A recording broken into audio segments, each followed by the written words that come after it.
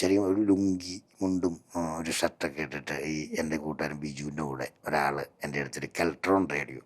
ആ റേഡിയോയുടെ പ്രത്യേകത എന്ന് പറഞ്ഞു കഴിഞ്ഞാൽ ഒരു കുഞ്ഞ് റേഡിയോ ആണ്, ഇങ്ങനെ ഷോൾഡറിൽ ഇങ്ങനെ തൂക്കിയിട്ട് കൊണ്ടു നടക്കുന്ന റേഡിയോ. അപ്പോൾ ആ റേഡിയോ ആയിട്ട് നന്നാക്കാൻ വന്നപ്പോൾ എനിക്ക് അദ്ദേഹം നിൽക്കുന്ന കണ്ടപ്പോൾ എനിക്ക് പുള്ളി നിൽക്കുമ്പോൾ എനിക്ക് അദ്ദേഹത്തിന് മനസ്സിലായില്ല.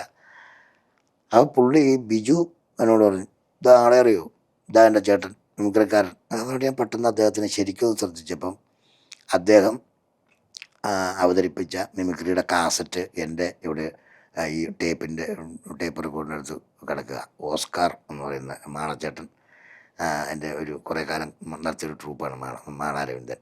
അപ്പോൾ അദ്ദേഹം ഈ റേഡിയോ ഇത് ഞാൻ നോക്കി, അദ്ദേഹത്തിൻ്റെ നേരെ നോക്കി ഇങ്ങനെ കുറേ ഇരുന്ന്.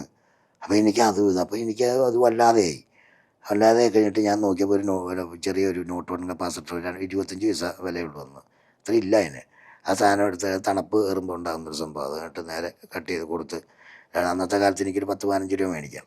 ഞാൻ അപ്പോൾ ഇദ്ദേഹത്തിനോട് ചെറിയൊരു ആരാധന കൊടുത്തിട്ട് ഞാൻ നേരെ ഈ കാസറ്റിലേക്ക് നോക്കിയിട്ട് പറഞ്ഞു, പൈസ വേണ്ട കേട്ടോ എന്ന് പറഞ്ഞു. ഇവിടെ നിർബന്ധിച്ചു. ബിജുവിൻ്റെ ഇതിൽ പൊക്കണം നമ്മളോട്